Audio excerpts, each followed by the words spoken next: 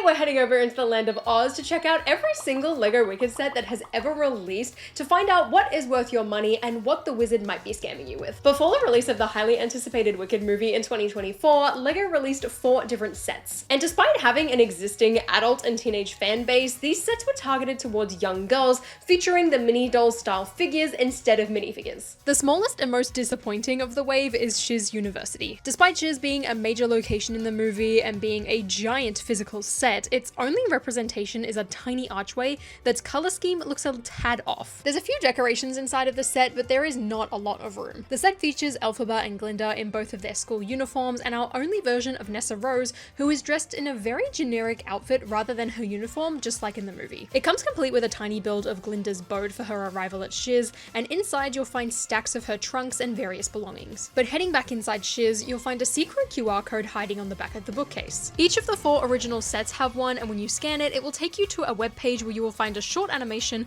that is loosely tied into the set's build. Which in the case of these doll figure things is a little harder to do, as the QR code in this set is located in a scaled up version of the Grimoire. But the main attraction in this set are the 2 doll replicas of both Glinda and Elphaba. These dolls are one of only 2 sets that have ever been done in this style and use some really interesting pieces in order to capture the look of the characters and still offer a lot of mobility and detail. The Elphaba figure utilizes a selection of stickers in order to make up her dress details and can accessorize with her hat, although it does look a little bit bulky on. The printed face looks amazing on her, and same with Glinda's too. And when it comes to her dress, Glinda uses a lot more white pieces than I was expecting and also has a ton of stickers in order to make up the bubble look of the dress. Their arms have some pretty good articulation, and I really like their use of this little handpiece in order to actually hold some of their accessories and interact with other LEGO elements. They're both relatively accurate and feel very doll-like, but also seem a little too fragile for their purpose. The proportions too remind me a lot of a Barbie doll with how long and skinny some of them are, but overall they look pretty good. Both of them attached to a base, which like most things in Wicked, half is decorated for Glinda and half is decorated for Elphaba. And at the center at the very back there is this large foil element that represents the window of the Emerald City. It makes for a pretty cool display piece, but overall this set doesn't really offer too much and I feel like would not be the easiest to play with either.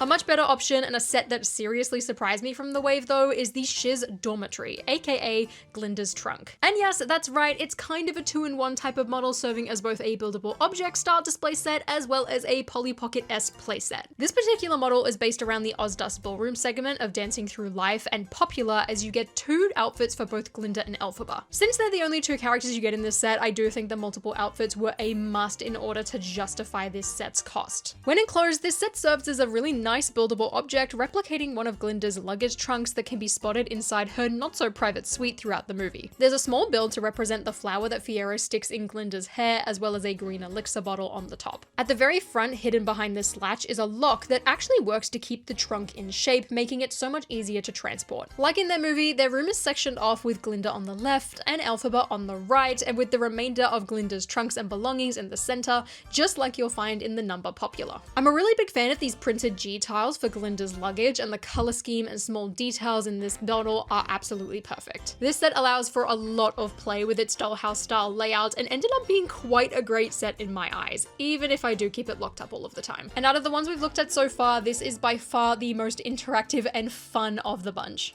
And that's even when compared to the largest of the original lineup, which is none other than the Emerald City itself. This set is a little odd and is very much a jumble of things, as you'll get Glinda in her beautiful pink bubble dress, but also Elphaba in her final outfit from Defying Gravity, Fiero in his Shiz uniform, Madame Morrible in her Emerald City gown, and none other than of course the Wizard. But despite the figures being a little bit mismatched, I'm very glad that they went with the most popular outfits, as well as featuring the main cast in the way that they did. And whilst I think this is one of the strongest of the wave, it's still not particularly amazing. Starting with the pros, I really love the color scheme that they went for and some of the decorative pieces that were used. I am a really big fan of. For example, these large transparent green leaves or these green windows, even though I'm not totally sure why these are there. I also love the way that the set can come apart and how it's built in different sections. However, I am really not a huge fan of how lacking in detail a lot of it seems to be. And this is due to a lot of really large wall elements being used. It makes the Emerald City miss a lot of the texture and character that you can spot in the movie, which is a a real shame. The gold and green accents are the closest you'll get, but it feels so minimal in the grand scheme of things. It's a fine set with some great references, like a mini model of the wizard's robot head or his tiny model of Oz,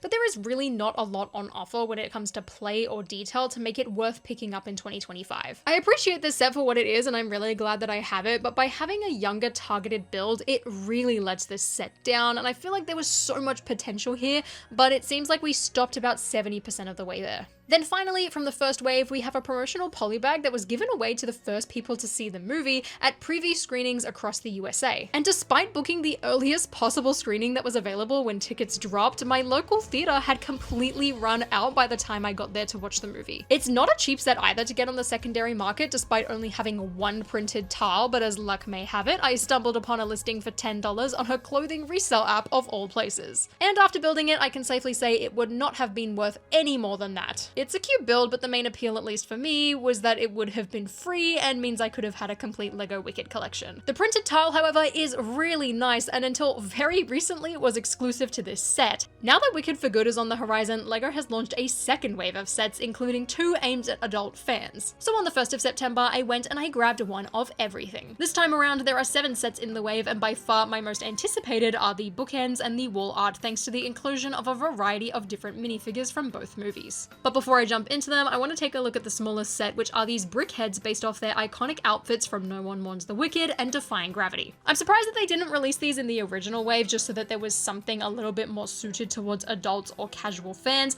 but with that said, the builds on Elphaba and Glinda are pretty basic and really don't offer a lot in terms of detail. Due to budgeting, there are only 2 printed pieces in this set, which are the dress bodies for both of the witches. And as a result, so much detail is missing from their outfits that could have added a lot to the overall look of the build. The builds for Elphaba and Glinda in their bodies, at least, are very similar and overall very simple, not having a lot of texture. So they're left feeling a little bit flat to me. I'm a big fan of their hair and accessories, however, but overall it is a pretty lackluster set in my eyes. The first of the playsets is Elphaba's Retreat, which is set deep in the Forest of Oz. It comes complete with a version of Elphaba and a brand new Fiero that has him decked out in his Emerald City Royal Guard robes, which you can actually spot in the trailer. This set, as well as all the other playsets in this wave, have a very different build style to the last. Typically, sets with mini dolls feature a lot of large elements and have a dollhouse-esque look and feel to them that other LEGO sets just don't. However, this wave feels a lot more interesting and utilizes smaller pieces like many other modern LEGO themes and sets do. This build features a lot of arches and greenery in order to try to replicate the look and feel of a forest hideout, and I'm really glad a more earthy color scheme was used for this,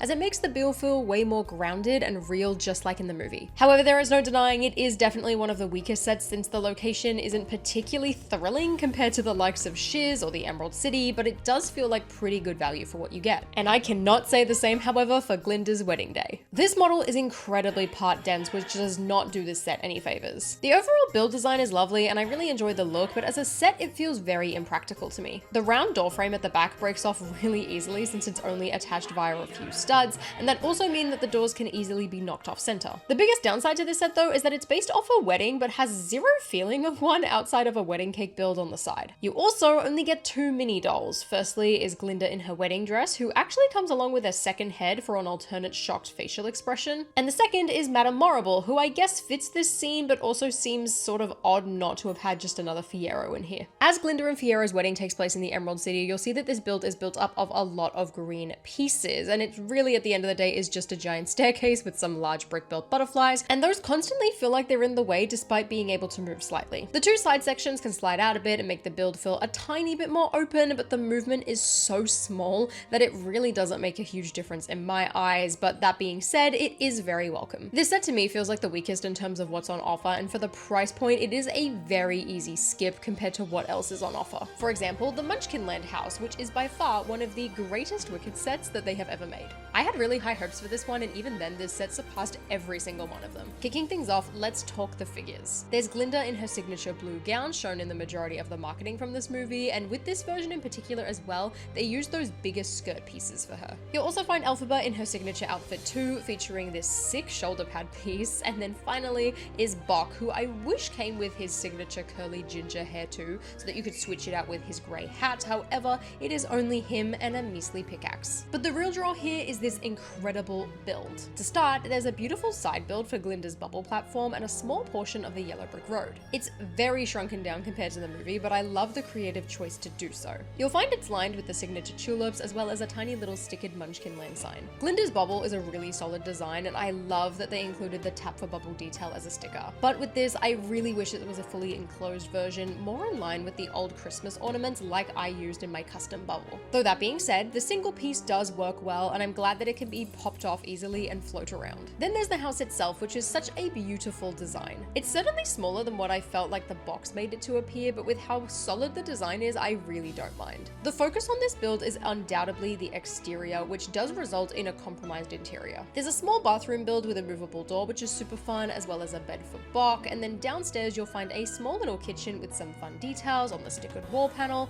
and a little clip to attach Elphaba's broom. On the exterior though, you'll find the greatest sticker in this set, which is a mini doll version of the one Wicked Witch propaganda posters that you'll spot in both movies. The roof design incorporates the newer orange color, and these tooth pieces do such a great job at representing a thatched roof here. The color scheme on this set comes together so well, and this build is such a perfect scale for both play and display. It is by far the most enjoyable mini doll build that I have ever experienced, and it is such a massive step up from any of the sets that I've built so far. The same can be said for what I believe is one of the smartest set concepts from this lineup, and that is the Emerald City and Kayamo Castle dual pack. Taking inspiration from a line of mini Disney Castle sets, LEGO took the idea and expanded on it, adding in secret rooms, features, and making it a great combo of playset and display piece. Elphaba and Glinda have slight variations of their outfit from Munchkin Land, with Glinda using a smaller dress piece so that she can interact with the set a little bit better in this one, and Elphaba having some extra detailing on her torso and dress. And this time around, instead of using a minifigure, LEGO went for an animal route instead. It's made up of two pieces, and unfortunately only one of the flying monkeys is included, so getting multiple is very likely going to cost a small fortune. Kicking things off with my least favorite out of the two models, we have the Emerald City. I love the color scheme and idea of this model, however, I'm not a massive fan of the shape of it. The build to me feels like it leans too much in the Disney Castle style layout instead of looking like the Emerald City, and I feel like it could have done with a few more pillars sticking up at the top. Outside of that though, I think the pieces used are great, and the transparent green and gold accents add a lot to the exterior design. It can open up on either side, revealing two small rooms that represent parts of Glinda's suite, one with a Murphy bed and a cupboard, and the other of her wardrobe,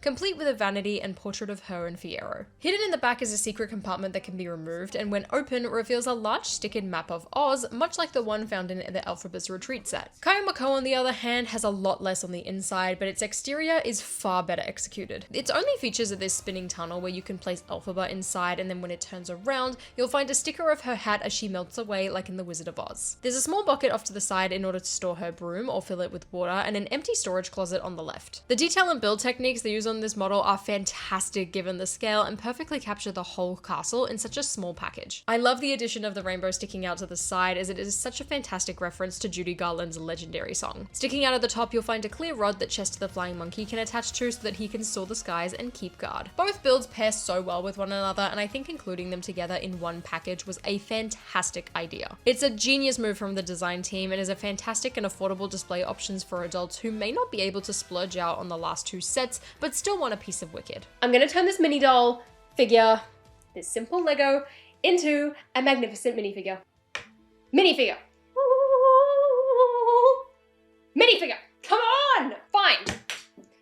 Here she is. Even though my training wand is broken, it's okay because LEGO released their own official LEGO Wicked minifigures. You'll find them in the two 18+ sets from this wave, with the first being the Glinda and Elphaba bookends. Whilst this set is pretty general in terms of which movie it references, the figures are focused on the first one or Act 1. My favorite in this set is none other than Glinda in her pink bubble dress. The print work on her is fantastic, and same with Elphaba, who is in her defying gravity getup minus the cape that Glinda gave to her. Similar to the Emerald City, you'll also find Madame Morrible, the Wizard, but this time without his alternate hairpiece, and Fiero, who is in his casual outfit that we first see him in the movie. Lastly is our only version of Fanny, played by Bowen Yang, and out of all of the figures, he looks by far the most accurate, with what I consider to be the absolute perfect face print. Whilst the minifigures are certainly a highlight and main draw of this set for me, the build is also really good. I expected it to be a bit bigger than it actually is, but I love the concept for Wicked since the musical and movie based off the musical all stem from a book by Gregory Maguire. The split color scheme and theming really plays into the strengths of Glinda and Elphaba as characters and provides a really cool display piece. Each half shares the same build design for the base, which are topped off with books based off each character. Starting with Glinda's, and there's a pink book with golden accents. Her items are primarily pink, no surprise there, with a couple of yellow accents, which I like to believe are a reference to her iconic dress that she wears during One Short Day in the musical itself. At the base is a hollowed out book on the history of Oz where you can store 2 figures, and then Glinda's diary is sat on top. You'll find that it's decorated with a lock, some tulips, and a very large yellow butterfly. One of the coolest features though is the hollowed out inside of the book, which on Glinda's half contains a build of the Shiz entrance and a spot to place her right in the center. Of course, Elphaba's half mirrors this concept, but hers this time contains the Emerald City and a matching section of the yellow brick road. The cover of her book has a really nice tiled off W in the style of the Wicked logo with some more gold accents. Her decorative items include the Grimoire, which swings open and has 2 small beds suited for both the Wizard and Fiero. Then resting against that, you'll find the coin the Wizard gifts Elphaba on her trip to the Emerald City, as well as a mini model of the Emerald City train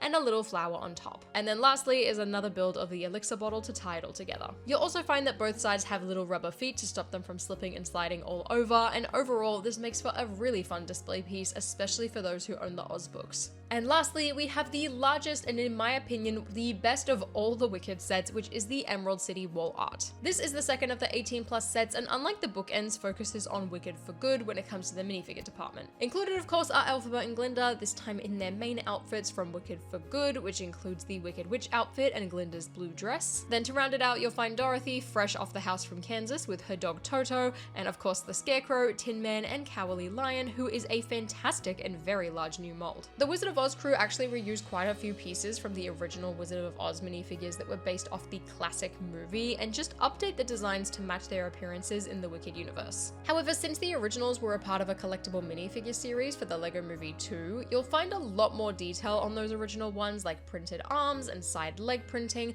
with the most notable difference being a fabric skirt for Dorothy. I wish they brought this piece back for her new figure, as she looks incomplete to me without it. I would have also loved to have seen Glinda with some sleeves or shoulder armor, since her dress in LEGO form doesn't quite look right to me, but outside of that, the figure lineup in this set is absolutely fantastic and were the perfect inclusions. And even though this set is an art set built to be displayed on a wall, there are actually space to store and display all of the minifigures, even if most of them are in fact hidden away. Typically, I'm not really drawn to this style of LEGO set, however this build drew me right in, from the Wicked theming to the bright and unique color scheme. I love the use of pink to make the skyline, and the Emerald City build contains a ton of detail and colors despite its small scale. The pink goes good with green and makes for such an eye-catching display piece. You'll also find that this set is packed full of references and locations, and you can spot Elphaba's forest hideout, Munchkin Land, the Emerald City train, Shiz University, the Wizard's balloon, a hidden flying monkey, the Wizard's mechanical head, Elphaba and Glinda in the tower, and then topping it all off